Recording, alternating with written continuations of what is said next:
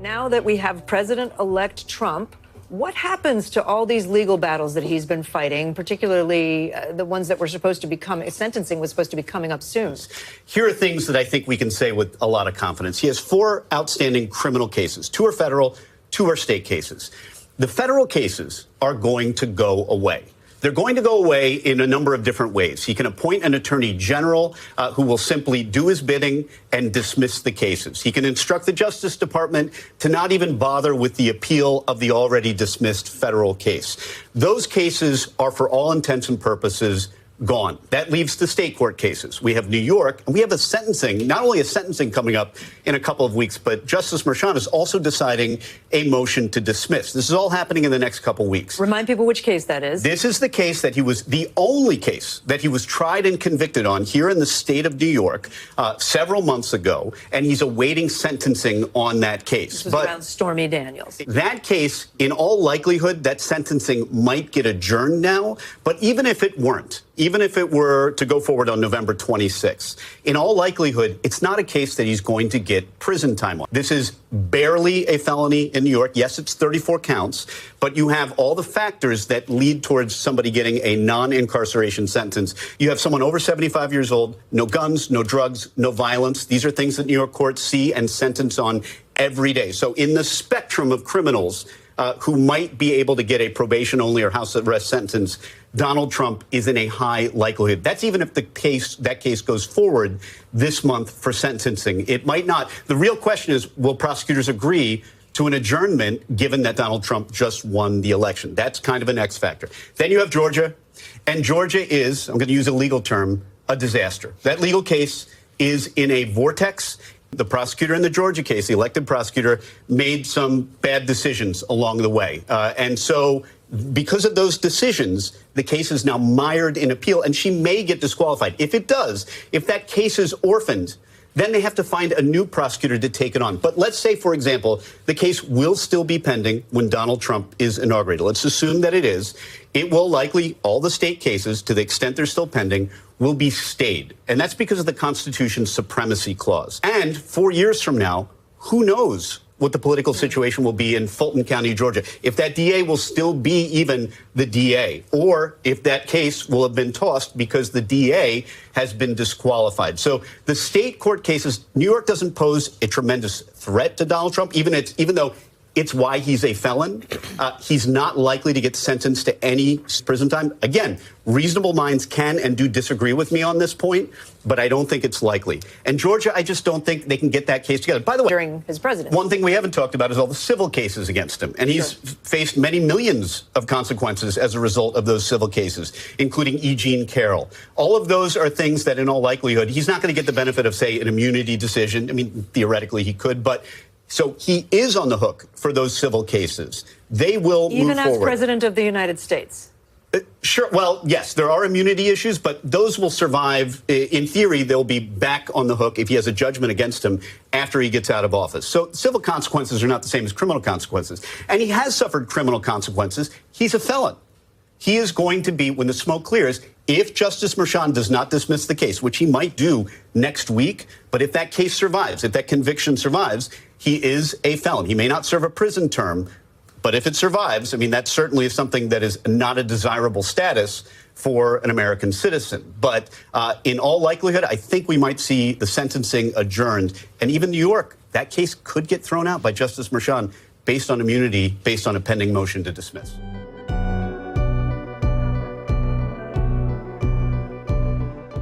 And down on the fire lines, firefighters continue to make progress on the elk fire burning in Sheridan County, Wyoming. That fire grew by roughly 1,000 acres overnight, and it's now slightly over 76,000 acres total. However, crews were able to construct more fire lines this week. That blaze now 16% contained as of yesterday. Several neighborhoods remain evacuated at this hour. Nearly 900 firefighters continue to battle this blaze, and lots of progress is being made on the northern side of the fire, and crews now shifting their focus to the southern side of the fire. That has many Bighorn County residents hoping for the best but fearing the worst. Our David J. was on hand at a community meeting last night, learning what might lay ahead. We're a few miles from the town of Bighorn, which is southwest of Sheridan and southeast of the fire. Much of the concern up until this point has been up north, near Parkman and Dayton, but with the fire growing, people in this area have now had to be on alert. First and foremost, all human lives and all of your property, our backyard, and our drinking water. Those are critical for all of us. The incident commander updates the elk fire at the Bighorn High School gym. The biggest priority for the incident management team is looking at how do we minimize impacts into the Big Goose watershed and the Big Goose water treatment facility.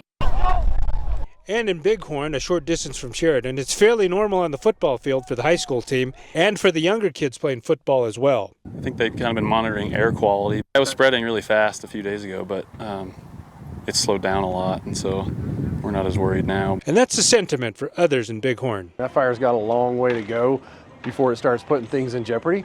I mean, air quality, as you see, is pretty horrible, but we all have to deal with this and let this thing work itself out. And while residents feel relatively comfortable, they also know the potential dangers, and one woman is selling signs to raise money for firefighters. What inspired you and motivated you to do this? I've lived out here for over 20 years, and I love this community and this town. And in times like this, it's amazing how people rally together to help. The firefighters appreciate the citizen support, and crews were out protecting structures, including the Big Goose water treatment plant. If the watershed above it burns very severely or hot, that can generate enough sediment to shut down or impact that water treatment plant. So the team is busy thinking about ways to not let that happen, and obviously protecting the treatment plant itself.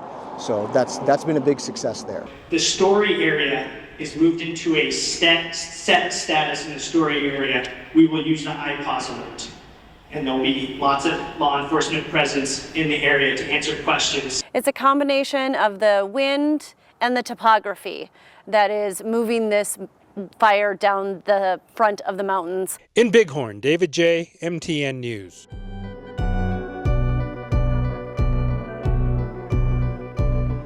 Journalism at its core is the pursuit of truth, the dissemination of information to the public, and holding power to account. In war zones, journalists face immense challenges and dangers in reporting on the realities of war. They risk their lives to bring stories of conflict to the world. In Israel's months-long war on Gaza, journalists have played a critical role in reporting on the wide-scale devastation and suffering of Palestinians, and have paid a high price.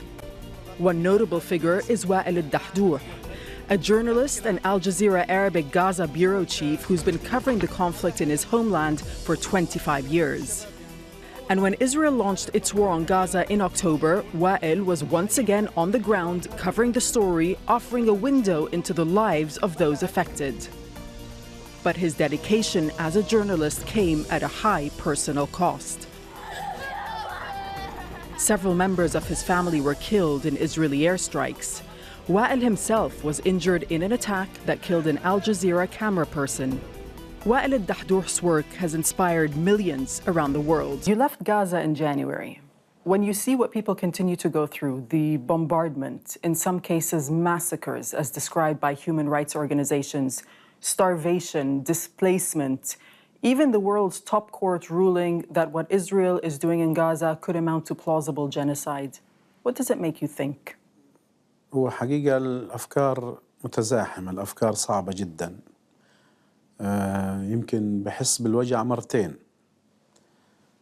مرة لأنه بتابع وبشوف وبحزن على كل الأهل، الإخوة والأخوات والجيران الأصدقاء لشعبنا وأهلنا في غزة. ومرة لأنه أنت مش قادر تسوي شيء. على الأقل لما كنت داخل قطاع غزة كان عندي الميكروفون وكانت عندي الكاميرا وكان عندي الطاقم، كان عندي إمكانية أنه أتنقل من المكان هذا للمكان هذا، القصف هذا للبيت اللي انقصف، للمستشفى، للشهداء، لواقع الناس المر والمؤلم. كان هذا بريحني كتير، بيشعرني أنه أنا بقوم بواجبي تجاه هدول الناس، تجاه هذا الشعب اللي قاعد الحمم كلها تنصب عليه ويقصف والبيوت تدمر وما حد ملتفت إله. على الأقل شخصياً كنت بشعر أنه أنا بقوم بواجبي تجاه هدول الناس، بغض النظر كتير قليل، لكن بالنهاية هذا هو واقع الحال. الآن مع الأسف يعني إحنا خرجنا من غزة مضطرين، هذا أكيد، ولذلك ننظر إلى الصورة من بعيد، ننظر إليهم وهم يتعرضون إلى هذه الظروف الصعبة اللي بتزداد كل يوم ورا يوم، ساعة ورا ساعة، صعوبة وقهر وجوع وعطش وحصار ولا مبالاة وتخلي. كل هذه الأشياء بالتأكيد تشعرنا بالقهر، تشعرنا بمدى المرارة، بالوجع، ولكن مع الأسف مرتين مش مرة واحدة.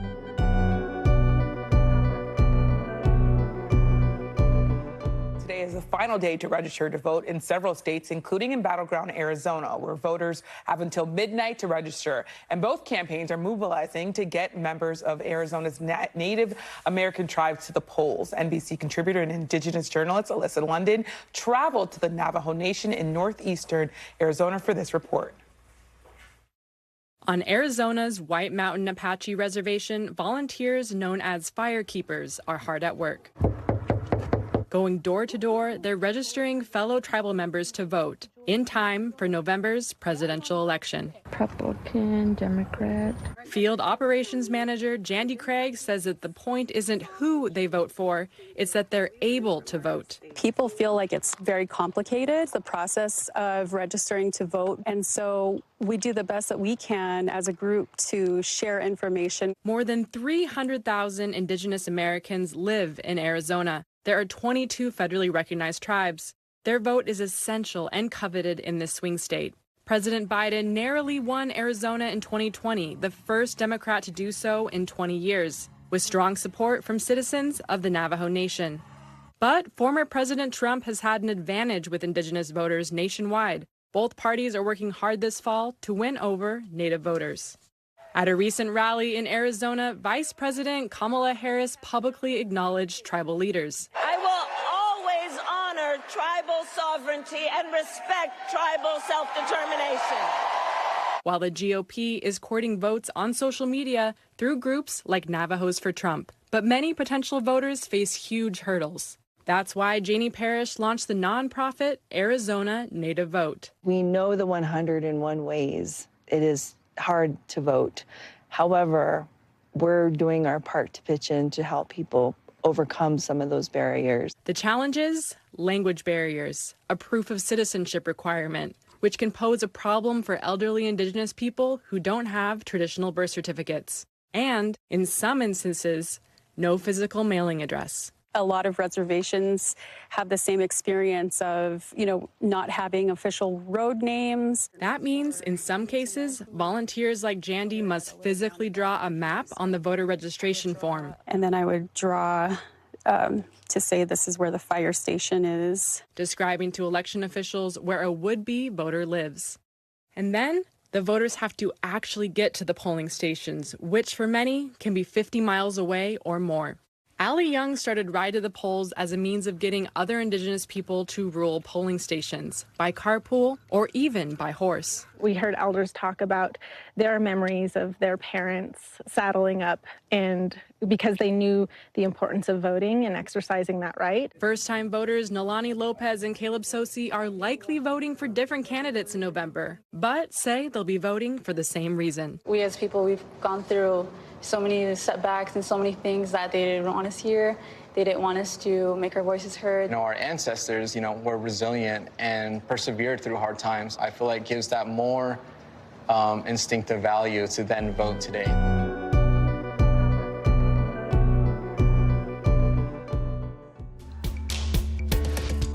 All right, a woman living near Seattle called the sheriff's office because of raccoon invasion. About 100 hungry raccoons showed up outside her home demanding food. She told deputies she had to run to her car to escape them. Deputies say the woman told them she started feeding the critters about 35 years ago with no problem, and then things just got out of control. She started feeding a few of them, and all of a sudden, the way she explains it, about 6 weeks ago, the population of raccoons just exploded. So somehow The word got out in Raccoon Land, and they all showed up at her house expecting a meal. Oh yeah, they were all talking like, hey, that's the joint. That's where we should go. To avoid something like this happening to you, officials say, seriously, just don't feed the wild animals.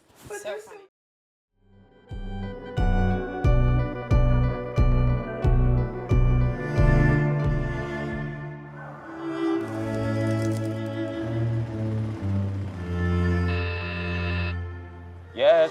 Hello, this is Donald Trump from Mr. Cohn. Thank you so much. Donald who? 1, 2, 3,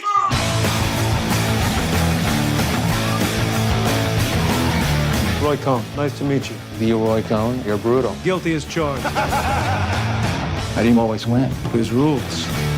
The first rule is attack, attack, attack. It's going to be the finest building in the city, maybe the country, in the world. Rule 2, admit nothing, deny everything. There's never been anything like this, of this magnitude, this quality. Ooh, cheese balls over here. What are you doing? You want one? No, it looks totally disgusting. Cheese balls. Rule 3, no matter what happens, you claim victory and never admit defeat. You have to be willing to do anything to anyone to win. You have a big ass. You got to work on that. Your face looked like an orange. Attack, attack, attack. Deny everything, admit nothing. Never admit defeat. What if you lost your fortune today? Well, then maybe I'll run for president. I don't know. I say, if you're indicted, you're invited.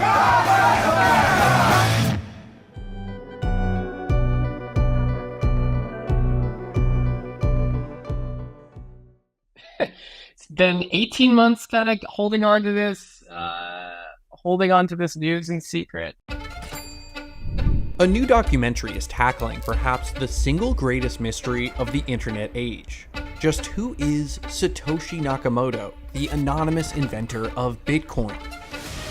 I've been told Satoshi was a group of people. I have to be careful at talking about that topic. The mystery behind Bitcoin's anonymous creator has only grown in recent years. First launching in 2009, the cryptocurrency has rocketed up and down in value. It's now worth more than $1 trillion. Why does this story matter? You know, if Bitcoin had petered out and wasn't being embraced by nation states, wasn't being incorporated into 401ks, it would be a different story. But Bitcoin is increasingly becoming a major backbone of the financial system. It's not going anywhere. Part of the allure of the Satoshi mystery are the original Bitcoins that Satoshi supposedly controls. They're worth tens of billions of dollars. That is, if they still have access to their crypto wallet. I think that understanding if that person still holds the keys, what the ideas and intents of that person or people really are, is important, given Bitcoin's prominence. I think it's important for the public to have a sense of who that might be, particularly if they're still involved. In the film, director Cullen Hoback builds the case for his Satoshi suspect, a person he ultimately challenges face to face. You're not the first journalist to try to uncover the identity of Satoshi. Many have come before. I'm thinking of a somewhat notorious Newsweek cover story that claimed to uncover Satoshi. How confident are you in your theory? We confront Satoshi, who we make a strong case for in this film, with that case. And I think their reaction is in some ways more telling than even the evidence itself. I don't think my confidence level is as important as what the audience takes away when they see the evidence for themselves.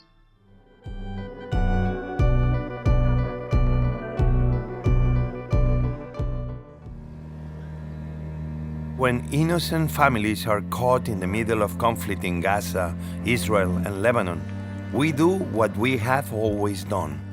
We feed people. A plate of food is a plate of hope. In the days after October 7th, we were feeding families in Israel and in Gaza. We are here at the main kitchen of the kibbutz. The lunch is served outside right now. There I saw in the worst moments of humanity, people coming together just to help their fellow citizens. We think the food is the most important thing. World Central Kitchen is also in Lebanon. Day by day, minute by minute, they are increasing. There is no more shelters. We don't write the plan, we adapt. As we move forward, the plan writes itself. Smart trucks, smart pallets to 80 different type of products. These are wooden pellets. They've got a little fan here to get it started, a little control here. Stoves fueled by wood pellets designed for situations where other cooking methods are impossible. The communities are the chief architects of the work that we do. An absolutely vital part of our success. The first time that the Palestinian kitchen team had both the pellet stove and the bread stoves in the same vicinity, it took them about 15 minutes. Pellet stoves with the domes, another 4 ovens there, big ovens. بعد ما انقصف بيتي اضطريت اني الجا الى الخيم تساعدهم في تقديم الخدمه في الاحتياجات الاساسيه اللي هي الخبز والغذاء. And we established community kitchens. Eco pellets, solar panel, to have water in the community kitchen a lot. Providing the ingredients and equipment so that the people of Gaza could cook for themselves. أنا صانع بيتزا يعني وكنت حاب أعمل النظام اللي هو التراك شحن الطعام المتنقلة. استنتجت الفكرة هذه في المنطقة هذه منطقة البيوت المدمرة إنه ما في بتقدر تطبخ خانة ما في مطابخ إنها نوصل لها الأكل. We purchased fresh vegetables like eggplant and okra. اضطرينا نسيب المنطقة ولجأنا إلى أخذ مكان جديد أقرب للبلد. We distributed Ramadan food boxes, olive oil, canned fish, tahini, chickpeas, dates. السبب بالنزوح احنا المعاناة اللي عانيناها في الشمال. أنا الخبز هذا مش موجود عندنا في الشمال الخبز هذا. بالنازحين القادمين من غزة والشمال عبر من خلال الطريق الساحلي. By now we should be having at least 2-3 other entry points. We cannot control any of those situations. But what we can control is trying to find other ways to bring the humanitarian. We're going to deliver food to Gaza by air.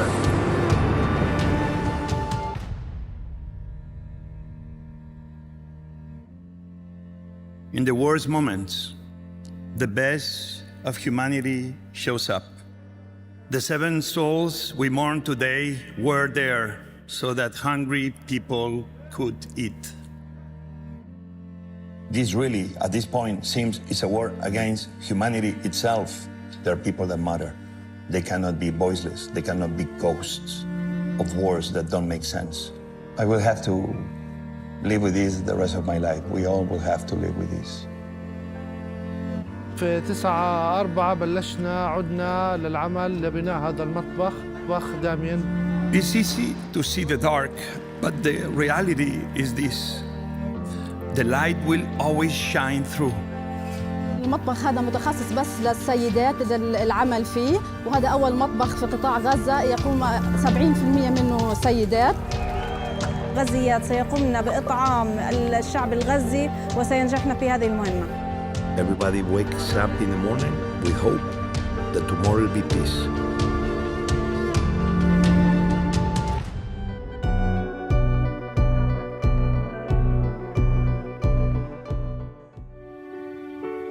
There's good news tonight about a piano man with a mission to bring his state together with the beauty of nature and the sound of music.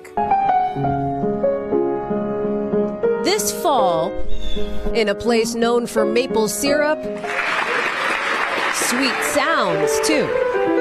Music in the Green Mountain State from David Feuerzeig's piano.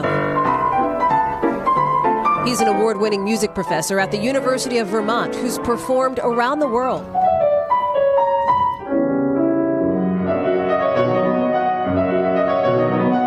His stage now, every single one of Vermont's more than 250 towns. It's a project he started 2 years ago called Play Every Town.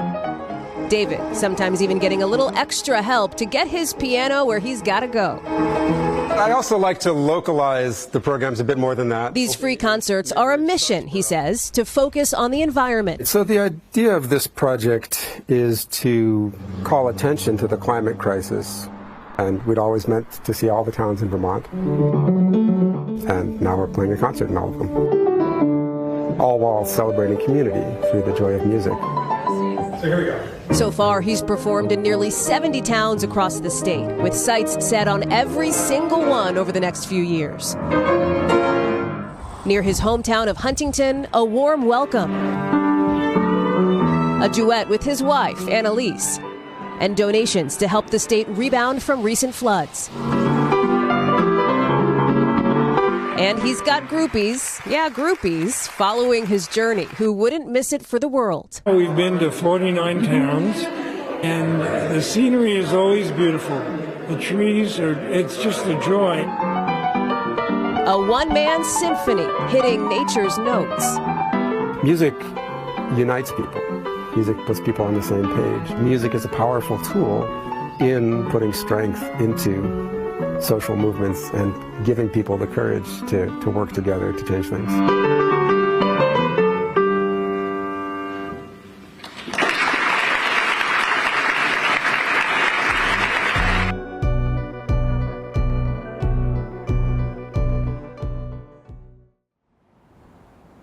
I rise in opposition to these amendments.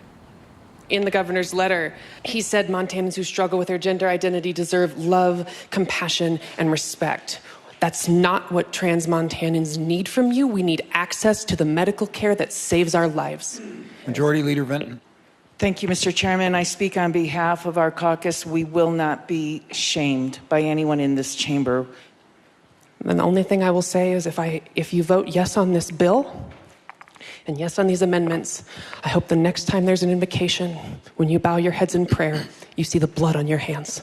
I knew that we could not stop that bill. And so my original speech was a plea to trans youth, please stay alive, because we're gonna win. We're winning in our communities because they care about us, because they love us. We're winning in our hearts because we know the joy that comes from being trans.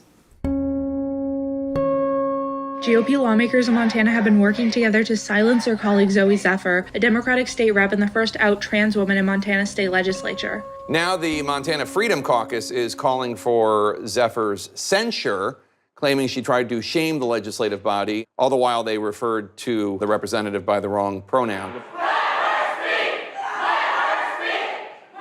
The Montana House of Representatives has voted to censure a transgender lawmaker. Zephyr will no longer be admitted to the House floor. The representative has the option to continue to participate remotely. So Zooey Zephyr, after getting barred from the floor of the House, rather than working from a desk in the Capitol office, instead is now occupying this bench that is right next to the tiny little snack bar that's in the Montana Capitol. Hi. Hi, I'm Ryan Cooney. Ryan? I've been following you. Yeah. I love your work. This is my student, Sid Beardsley. Hi. You've met Sid before. Yeah. Testified against Senate Bill 99, and we've just been so inspired. Yes, thanks, Sid. Thank you for being here, and thanks for testifying on 99. Thank you so much, though, for everything you do. We're fighting, okay? Hey. Hey. Chin up, okay? Don't let him take that away, okay? Good. We are loved, and we're gonna fucking win this fight, okay? Okay? You've heard the motion to sine die. All those in favor vote aye, and those opposed vote no. And the clerk will record the vote. Mr. Speaker, 89 representatives have voted aye, 7 have voted no. Motion is passed, and the 68th legislative session is adjourned.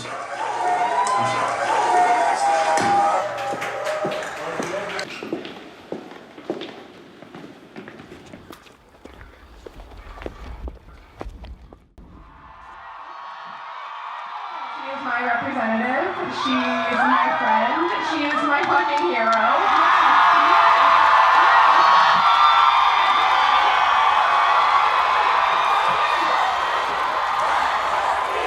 It's really good to be home. Despite the cruelty of that legislature, what I see and what I feel more than anything is a glint, a vision of what Montana could be. I left that building with my head held high.